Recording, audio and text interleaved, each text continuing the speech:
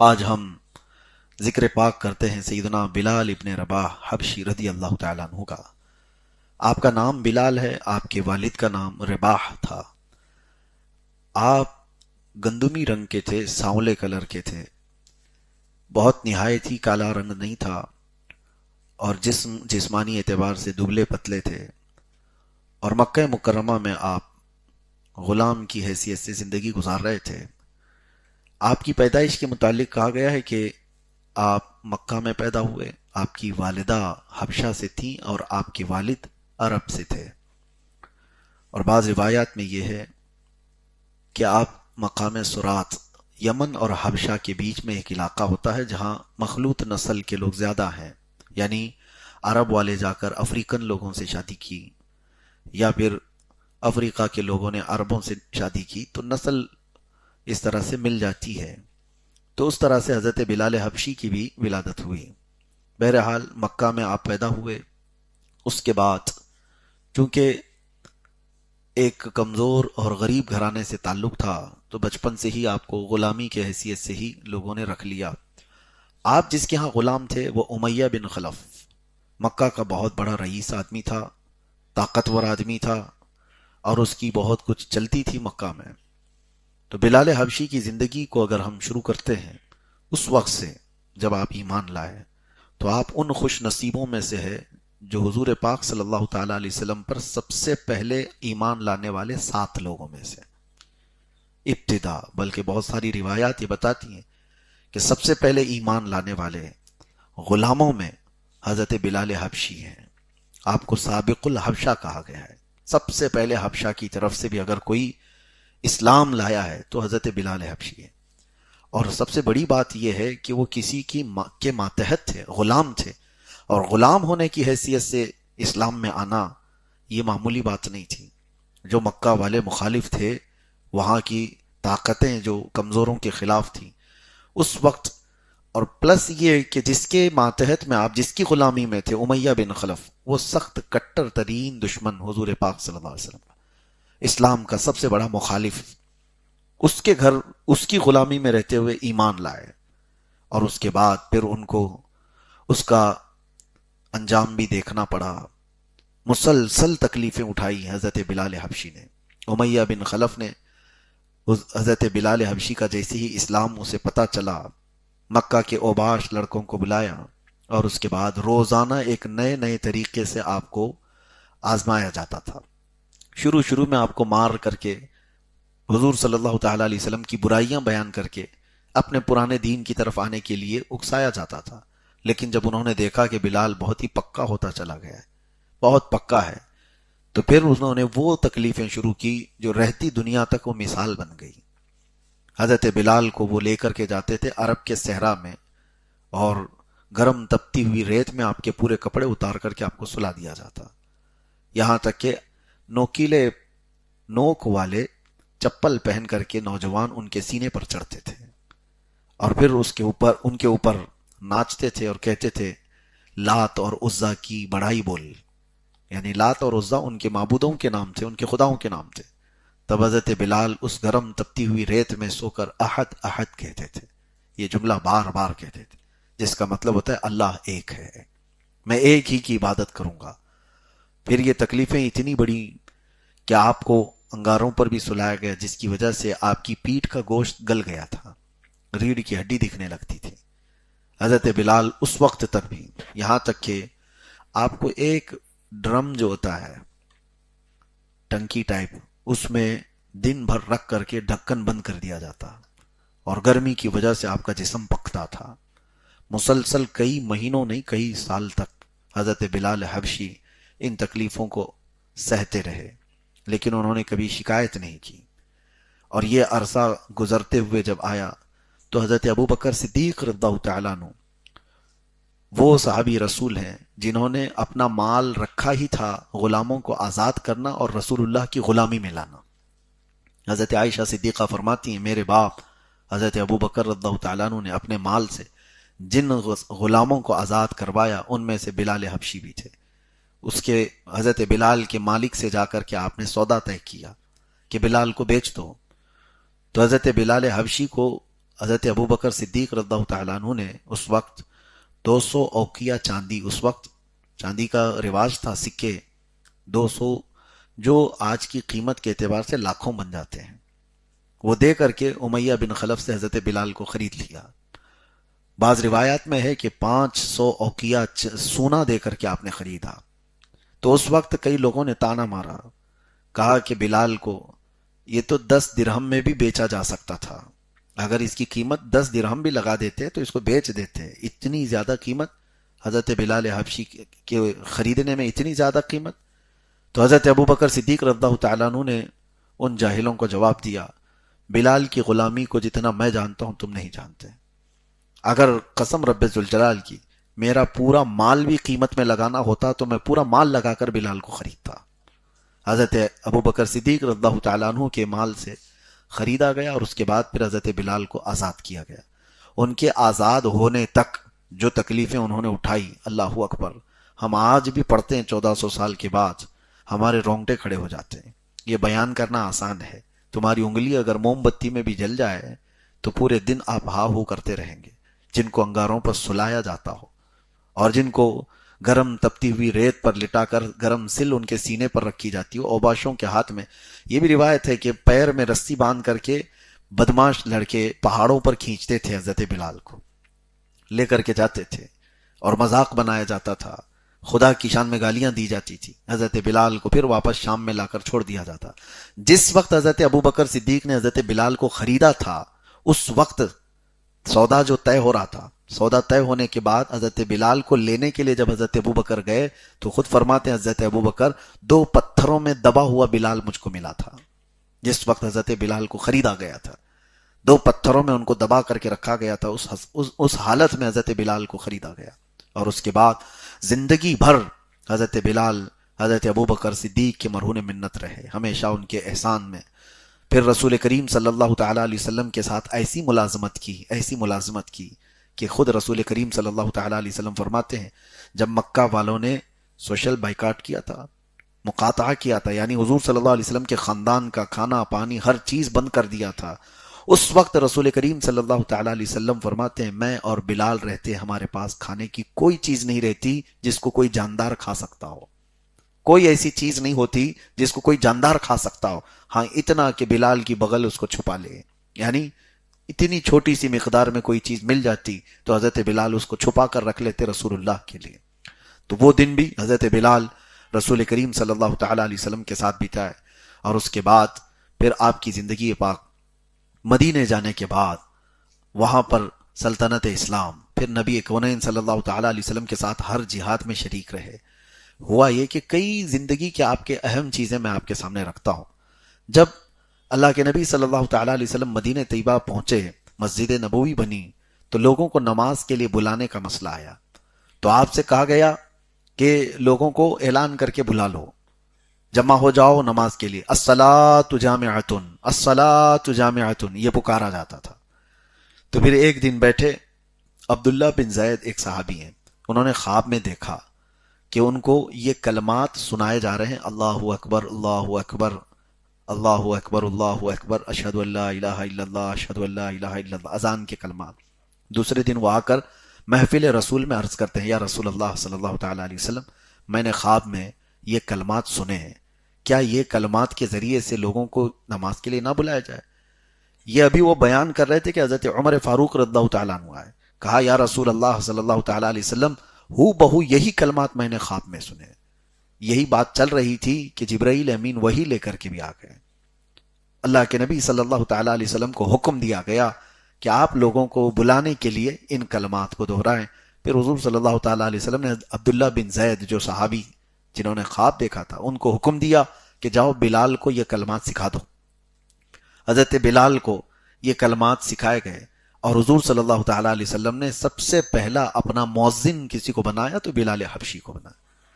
جب وہ پھر آواز دیتے تھے مدینہ طیبہ میں تو شروع میں ان کی زبان کی وجہ سے لوگ اجنبیت محسوس کرتے تھے، کیونکہ عرب وہ فصیح عربی کو جس طرح سے پسند کرتے ہیں، تو حضرت بلال کی اذان کے سلسلے میں وہاں کے لوگ اس کو اس طرح سے دیکھنے لگے کہ ایک غلام زادہ ہے، غلام ہے اور عربی کے کلمات پکار رہا ہے، تو اللہ کے نبی صلی اللہ تعالی علیہ وسلم کو جب یہ پتا چلا تو آپ نے فرمایا تم لوگوں کو اندازہ نہیں، بلال کی اذان کو اللہ پسند فرماتا ہے، اللہ تعالیٰ پسند فرماتا ہے۔ پھر سفر میں، حضر میں، ہر جگہ بلال حبشی کو اذان کے لیے مقرر کیا گیا، یہاں تک کہ ایک مرتبہ کا یہ واقعہ بھی ہے کہ اللہ کے نبی صلی اللہ تعالیٰ علیہ وسلم اکثر، ہاں یہ بھی میں آپ کو بتا دوں، اذان کے بعد ایک مرتبہ ایسا ہوا کہ اذان دینے کے بعد حضرت بلال کی ایک عادت یہ بھی تھی، مسجد میں اذان دیتے تھے اور پھر جا کر کے رسول اللہ کے گھر کے سامنے کھڑے ہو کر الصلاۃ علیک یا رسول اللہ یہ بھی کہتے تھے۔ یہ سنیوں کا طریقہ رہا ہے، مسجدوں میں بھی اذان کے بعد جماعت ہونے سے پہلے ہمارے یہاں صلاۃ پکاری جاتی ہے۔ یہ حضرت بلال حبشی اذان دے کر کے رسول اللہ کے حجرے کے پاس جا کر کھڑے ہوتے تھے اور حضور پر سلام بھیجتے تھے۔ اللہ کے نبی صلی اللہ علیہ وسلم حضرت بلال کی یہ آواز سن کر کے اپنے حجرے سے نکلتے، جیسے ہی حضور اپنے حجرے سے نکلتے بلال حبشی اقامت شروع کر دیتے تھے، یہ روایات میں ہے۔ اور ایک مرتبہ ایسا ہوا کہ حضور پاک صلی اللہ، ہاں یہ بھی روایت ہے کہ گھر کے پاس کھڑے ہوتے تھے حضور کے اور حی علی الصلاح حی علی الفلاح الصلاۃ علیک یا رسول اللہ، یعنی حضور کو بلانے کے لیے الگ کلمات تھے، یا رسول اللہ نماز کے لیے آ جائیے، کامیابی کے لیے آ جائیے، حضور مسکراتے تھے ان کے ان الفاظ پر۔ ایک بار یہ ہوا کہ عشاء کی اذان ہو چکی اور نبی پاک صلی اللہ تعالی علیہ وسلم حجرے سے باہر نہیں آئے، تو بہت دیر انتظار ہوا، تو حضرت بلال حبشی ان سے کہا گیا کہ نہیں، رسول کریم صلی اللہ علیہ وسلم سوئے ہوئے ہیں، آرام فرما رہے ہیں۔ تو گئے حجرے کے پاس، جا کر کھڑے ہو کر کے انہوں نے زور سے یوں پکارا الصلاۃ خیر من النوم، نماز نیند سے بہتر ہے۔ پھر کہا نماز نیند سے بہتر، حضور تشریف لے آئے۔ کہا بلال کیا ہی عمدہ کلمات تم نے بیان کیے، کیا ہی اچھا ہو کہ یہ کلمات ہر دن فجر میں اذان کے ساتھ شامل کیے جائیں۔ یہ حضرت بلال کے کلمات سے، الصلاۃ خیر من النوم ہم جو کہتے ہیں فجر میں، یہ حضرت بلال نے حضور پاک صلی اللہ تعالیٰ علیہ وسلم کی بارگاہ میں بڑے ادب سے عرض کیے تھے اور حضور نے اس کو پسند فرمایا اور اذان میں ہمیشہ کے لیے شامل کیا۔ ایک مرتبہ سفر میں رسول پاک صلی اللہ تعالیٰ علیہ وسلم نے فرمایا بلال ہماری نماز کی حفاظت کرنا، رات ہو گئی تھی اور فجر میں اٹھنا تھا، جیسے ہم آپ کو بول کر کے سوئیں، آپ ہم کو بول کر کے سوئیں، رسول پاک صلی اللہ تعالیٰ علیہ وسلم آرام کرنا ہوتا تو بلال حبشی کو بول کے سوتے کہ بلال ہماری نماز کی حفاظت کرنا۔ تو حضرت بلال مسلسل جھاگتے رہتے، حضور پاک صلی اللہ تعالیٰ علیہ وسلم کی فجر کے لیے تیاری کرنی ہے، لیکن سفر میں تھے۔ ہوا یہ کہ سارے یہ خیبر سے لوٹنے کے وقت حضور پاک صلی اللہ علیہ وسلم آرام فرمائے اور سارے صحابہ کو بھی نیند لگ گئی۔ حضرت بلال فجر کا انتظار کرتے رہے اور ایک اونٹنی کے کجاوے سے ٹیک لگائے، فجر کے عین وقت ان کو بھی آنکھ لگ گئی، وہ بھی سو گئے، یہاں تک کہ وقت اتنا ہو گیا کہ سورج نکل آیا اور روشنی پھیل گئی۔ سب سے پہلے پھر میرے آقا صلی اللہ تعالیٰ علیہ وسلم بیدار ہوئے اور پھر حضور اکرم صلی اللہ تعالیٰ علیہ وسلم نے بلال کو پکارا، کہاں ہے بلال؟ حضرت بلال بالکل جھنجھلا کر کے اٹھ گئے اور کہا ہائے افسوس، میں نماز کی حفاظت نہیں کر سکا۔ اور سارے صحابہ اٹھ گئے کہ ہم سے کیا ہو گیا۔ اللہ کے نبی صلی اللہ تعالیٰ علیہ وسلم نے افسوس کیا اور کہا جلد سے جلد اس جگہ کو چھوڑو، جلدی اس جگہ سے نکل جاؤ۔ حضور پاک صلی اللہ تعالیٰ علیہ وسلم اس جگہ سے نکلے۔ یہ پہلی یہ قضا کی طریقے کو دکھانا مقصود ہے، ورنہ نبی پاک کی نماز کیا قضا ہو، وہ صاحب شرع ہیں۔ حضور پاک صلی اللہ تعالیٰ علیہ وسلم آکے سفر پر گئے اور سورج بلند ہونے کے بعد پھر حضرت بلال سے کہا اذان دو اور اقامت کہو، اور اس کے بعد پھر جماعت سے میرے آقا نے وہ قضا نماز بھی پڑھائی فجر کی۔ تو اس کے بعد اللہ کے نبی صلی اللہ علیہ وسلم نے فرمایا جس سے نماز چھوٹ گئی جیسے یاد آئے فوراً اپنی نماز کو قضا کر لے۔ یہ امت کے درس کے لیے تھا۔ کوئی اگر یہ کہے کہ حضور سے بھی نماز چھوٹتی تھی، ہمارا کیا ہے، معاذ اللہ رب العالمین۔ بعض فقہاء کرام نے فرمایا اس طرح اگر تحقیر میں یا طعن میں کسی نے یہ بات کہی تو وہ کافر ہو جائے گا۔ نبی آخر الزمان صلی اللہ تعالی علیہ وسلم نماز وہ جس طرح سے آپ کی قضا ہوئی، جو کچھ بھی ہوتا تھا وہ منشاء الہی سے ہوتا تھا، امت کو درس دینے کے لیے کہ اگر قضا ہو تو تمہیں کیا کرنا ہے۔ بہرحال اس میں حضرت بلال حبشی تھے اور آپ کا ایک بہت اہم کام بھی تھا۔ نجاشی بادشاہ جو ہے اس نے 3 نیزے حضور کو ہدیتاً دیا تھا۔ ایک رسول پاک صلی اللہ علیہ وسلم نے اپنے پاس رکھ لیا، ایک حضرت عمر نے لے لیا، ایک حضرت علی نے لے لیا نیزے۔ یہ حبشہ سے آئے ہوئے تھے، نجاشی بادشاہ جو ایمان لائے تھے حضور پر، اور جو رسول اللہ صلی اللہ علیہ وسلم کے پاس نیزہ تھا وہ نیزہ ہمیشہ حضرت بلال لے کر آگے آگے چلتے تھے۔ اور جب بھی حضور صلی اللہ تعالیٰ علیہ وسلم عید پڑھانے جاتے، سارے مدینے والے سب سے پہلے حضرت بلال کو دیکھتے تھے کہ بلال اگر آگے نیزہ لے کر کے جا رہے ہیں تو اس کا مطلب ہے رسول اللہ آ رہے ہیں، یہ علامت ہوتی تھی۔ اور حضرت بلال سیدھے جا کر کے وہ نیزہ میدان میں گاڑ دیتے تھے، اور اس کے پاس ہی میرے آقا صلی اللہ علیہ وسلم عید کی نماز پڑھاتے تھے۔ حضرت بلال حبشی رضی اللہ تعالیٰ عنہ کے متعلق میرے عزیزو ایک بار ایسی بات ہوئی کہ ایک صحابی ہیں، حضرت بلال سے ان کی تکرار ہو گئی، حضرت ابو ذر، ان کی بحث ہو گئی، اور بحث ہوتے ہی انہوں نے صرف اتنا کہا کالی عورت کے بیٹے، یبن ام السودا، یعنی کالی عورت کے بیٹے۔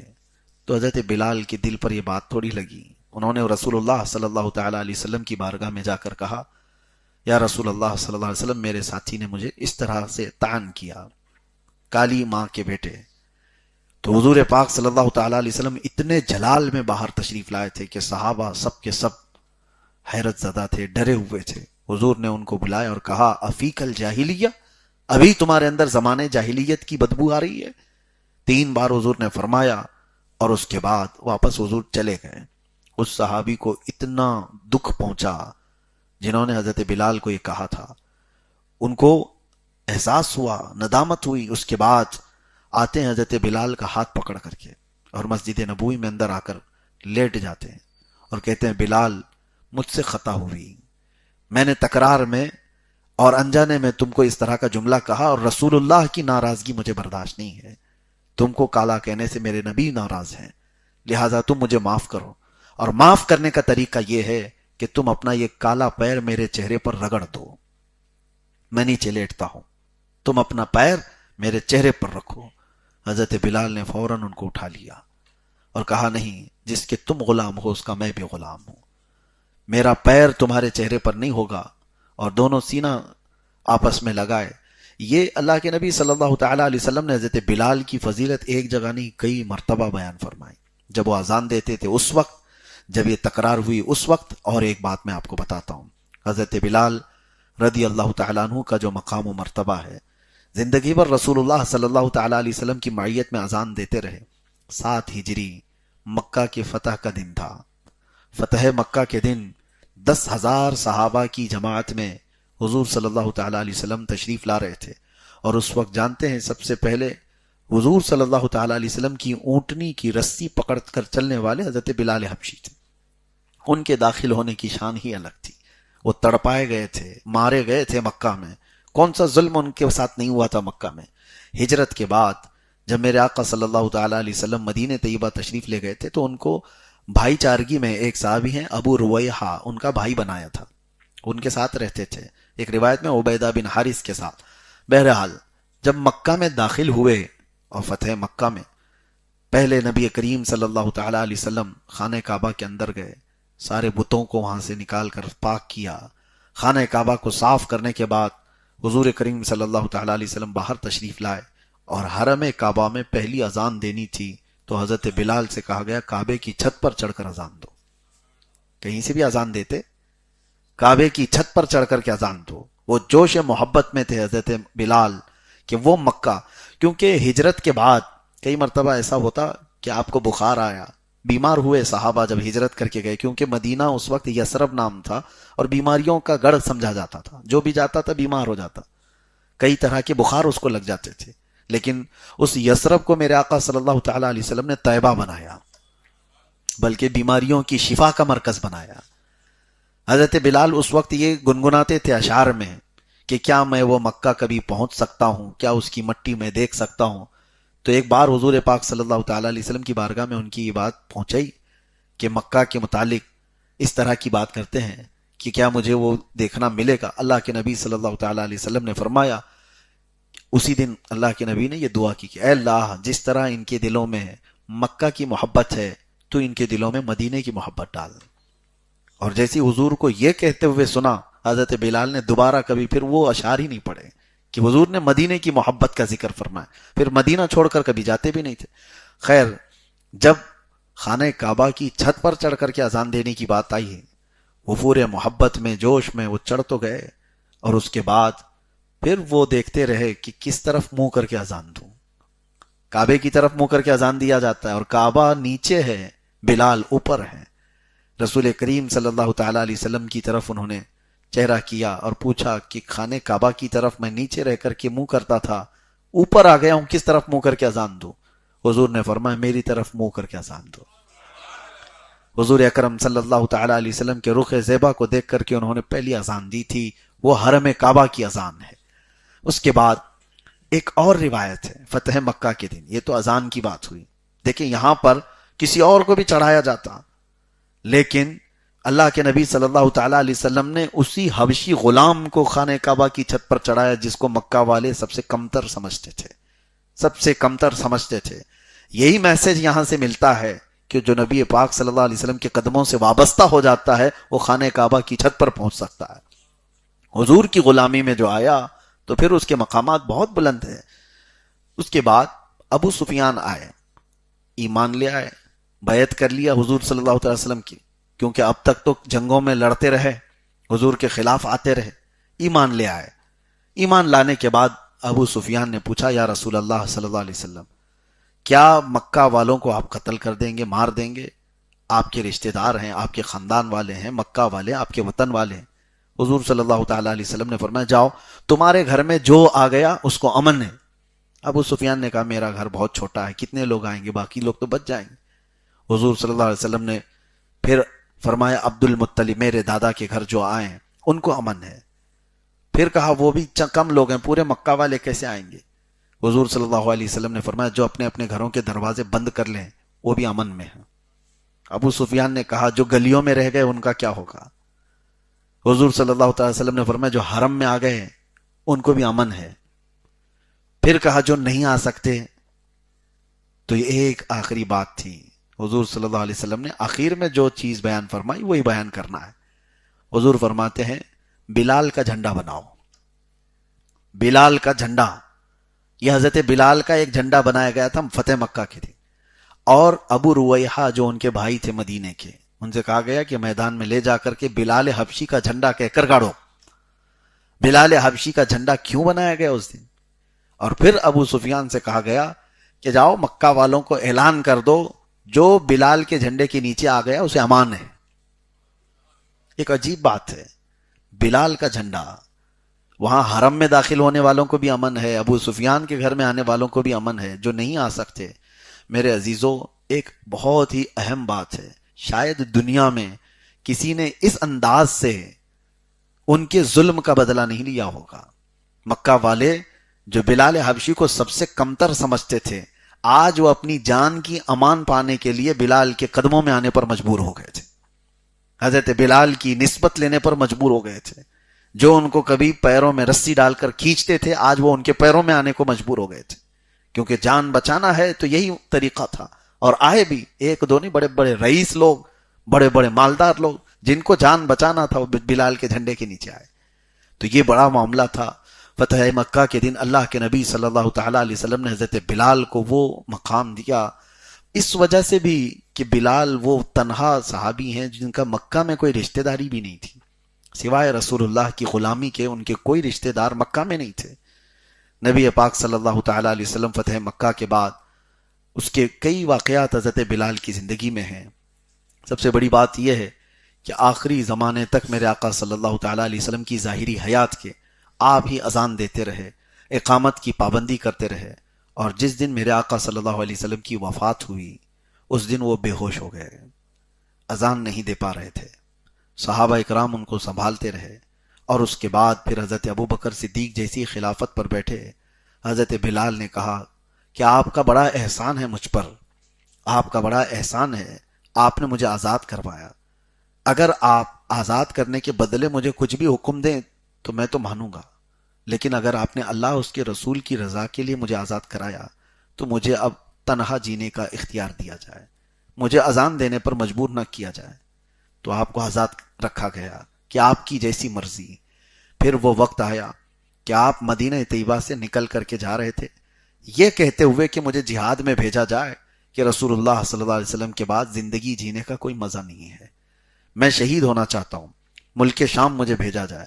تو حضرت ابو بکر نے ان سے کہا تھا کہ اے بلال، میری عمر کا آخری حصہ ہے، میں چاہتا ہوں کہ جیسے رسول اللہ کے قریب تم رہے، تمہیں دیکھ کر کے مجھے میرے مصطفیٰ کی یاد آتی ہے، تم میرے ارد گرد رہو۔ تو حضرت ابو بکر کی بات پر وہ اتنے دن تک رہے، اور اس کے بعد جیسی حضرت عمر بیٹھے ان سے کہا مجھے ملک شام بھیج دیا جائے۔ ملک شام ان کو بھیج دیا گیا، کیونکہ وہ حضرت عمر بھی وہی بات کر رہے تھے جو حضرت ابو بکر کہہ رہے تھے کہ بلال، اچھا یہ بات بھی میں آپ کو بتاؤں کہ حضرت عمر کا معمول یہ تھا، ایک بار ابو سفیان سردار مکہ ہے، یہ لوگ ملنے کے لیے آئے حضرت عمر فاروق کے پاس، اسی وقت حضرت بلال، حضرت مقداد، حضرت صہیب یہ لوگ بھی آئے ہیں، اور اس وقت جب وہ بڑے رئیس آئے اور ادھر غلام زادے آئے، حضرت عمر نے کہا پہلے بلال کو بلاؤ، امیر المومنین پہلے ان کو بلاؤ۔ تو ابو سفیان اور دوسرے لوگوں نے یہ بات بھی کہی تھی، بڑے بڑے سرداروں کو چھوڑ دیا گیا اور ہمارے سامنے کے غلاموں کو خلیفہ وقت بلا کر بات کر رہے ہیں۔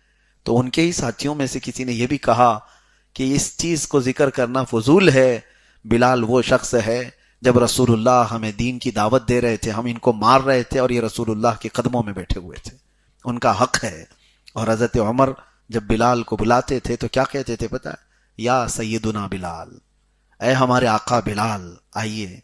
حضرت بلال کہتے تھے امیر المومنین آپ مجھے آقا کہہ کر کیوں پکارتے ہیں، آپ مجھے سیدنا کیوں کہتے ہیں؟ حضرت عمر رونے لگتے اور کہتے بلال ذرا اپنا وہ جبہ اٹھاؤ تاکہ میں وہ دیکھوں جو پیٹھ پر تمہارے زخم ہیں رسول اللہ کی محبت میں لیے ہوئے، میں ان کو بوسہ دوں، یہی میری زندگی کی بڑی قسمت کی بات ہے۔ حضرت بلال کی اتنی تعظیم کرتے تھے۔ حضرت عمر فاروق رضی اللہ تعالیٰ کبھی حضرت ابو بکر صدیق کی بھی تعریف کرتے تو یوں کہتے، حضرت عمر یوں کہتے ہمارے سردار ابو بکر نے ہمارے سردار بلال کو آزاد کرایا ہے۔ دونوں کو سردار کہتے تھے، آقا کہتے تھے، جبکہ وہ غلام زادے تھے۔ تو حضرت عمر کی بات پر وہ رہے نہیں، مدینے میں ملک شام چلے گئے، تنہائی میں جیتے رہے، جہاد کے سلسلے میں گئے تھے لیکن وہاں زیادہ دن رہ نہ پائے۔ ایک دن خواب میں رسول اللہ صلی اللہ علیہ وسلم کو دیکھا۔ اللہ کے نبی صلی اللہ تعالی علیہ وسلم یہ فرما رہے تھے کہ اے بلال اتنی بھی دوری کیوں، کیا ہماری یاد نہیں آتی؟ تڑپ کر کے اٹھ بیٹھے، بستر کو چھوڑ دیا۔ اللہ کے نبی صلی اللہ علیہ وسلم کو جیسی ہی خواب میں دیکھا، ملک شام سے ایسا سفر کیا انہوں نے، نہ پہاڑوں کو دیکھا نہ صحراؤں کو دیکھا، مدینے کی طرف وہ رواں دواں ہوئے، اور کئی دن کی مشقتوں کے سفر کے بعد مدینے پہنچے تو سیدھے پوچھتے تھے کہ این رسول اللہ، اللہ کے رسول کہاں ہیں، اللہ کے رسول کہاں ہیں؟ تو وہ وارفتگی میں، محبت میں، اور پھر جب روضہ رسول کے پاس جاتے تو بے ہوش ہو کر گر جاتے تھے، غش کھا کر گرتے، لوگ ان کا انتظار کرتے، ہوش میں آتے، ان کو اٹھایا جاتا اللہ کے نبی صلی اللہ تعالی علیہ وسلم کی قبر انور کو دیکھ کر۔ اب سنیے، اس وقت حضرت عمر نے آ کر کے ان سے کہا بلال ایک بار وہ اذان دو جو رسول اللہ کے زمانے میں دیتے تھے۔ منع کر دیا، کہا کہ امیر المومنین آپ کے حکم عدولی تو نہیں کر سکتا، لیکن میرے لیے مسئلہ یہ ہے کہ جب میں اذان دیتا اشہد ان محمد الرسول اللہ پر پہنچتا تو سامنے چہرے رسول کو دیکھتا تھا، میرے آقا صلی اللہ تعالی علیہ وسلم کو دیکھ کر کے میں اپنی اذان مکمل کرتا تھا۔ اب مجھے آپ اذان کے لیے کہہ رہے ہیں، جب چہرے اقدس نظر نہ آئے تو پھر کیا ہوگا؟ کئی صحابہ نے اصرار کیا تو انہوں نے اذان دینے سے منع کیا۔ اسی اثنا میں حسنین کریمین کو بھی پتا چلا کہ بلال آئے ہیں۔ امام حسن اور امام حسین رضی اللہ تعالیٰ عنہ دوڑتے ہوئے وہ مسجد نبوی میں آئے، جیسے ہی ان کو دیکھا حضرت بلال لپک کر کے ان کے سامنے جھک گئے اور کہا، ظاہر سی بات ہے شباہت تھی رسول اللہ کی ان کے چہروں میں، نبی کونین صلی اللہ تعالیٰ علیہ وسلم کی آل تھی، انہیں چوم ہی رہے تھے کہ دونوں نواسائے رسول نے حضرت بلال سے کہا، اے بلال وہ اذان دو جو رسول اللہ کے زمانے میں دیتے تھے۔ حضرت بلال نے اب منع نہیں کیا، چڑھ گئے میزنا پر جہاں سے اذان دیتے تھے، اور جیسی ہی حضرت بلال نے اذان کی آواز شروع کی، فرمایا گیا روایات میں ہے گھر کی عورتیں باہر سے نکل گئیں، مدینہ طیبہ میں سب ایک آواز، اور سارے لوگ دوڑتے ہوئے مسجد نبوی کی طرف بھاگ رہے تھے۔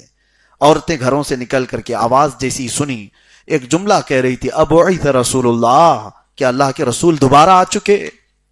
اس آواز کو سنتے ہی ہر کوئی کہہ رہا تھا کہ اللہ کے رسول دوبارہ آ گئے۔ آواز میں وہ جاذبیت تھی، آواز میں وہ اثر تھا کہ وہ نبی پاک صلی اللہ علیہ وسلم کا زمانہ یاد دلا دیا۔ اس کے بعد حضرت بلال اشہد ان محمد رسول اللہ تک پہنچے تھے، پورا مدینہ جمع ہو گیا تھا، پورا مدینہ ان کے اطراف تھا، اور جیسے ہی وہ وہاں پہنچے وہ لڑکھڑا کر کے زمین پر گر گئے۔ صحابہ اکرام رضوان اللہ تعالی علیہ مجمعین کہتے ہیں رسول اللہ صلی اللہ علیہ وسلم کی وفات کے وقت جتنا مدینے والے روئے تھے، اور اس کے بعد بلال کی اذان پر جتنا روئے، مدینہ اتنا کبھی نہیں رویا تھا۔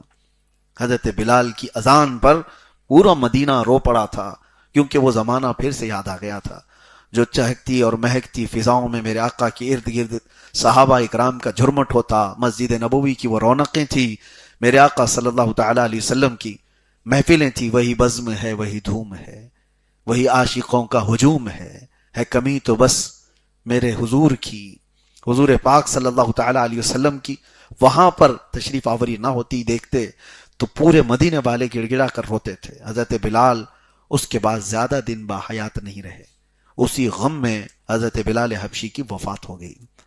رسول کریم صلی اللہ تعالی علیہ وسلم کے یہ جانثار صحابی، اللہ کے نبی صلی اللہ تعالی علیہ وسلم کے ہمہ وقت ساتھ رہنے والے، اور جانتے ہو ایک بار میرے آقا نے کیا فرمایا؟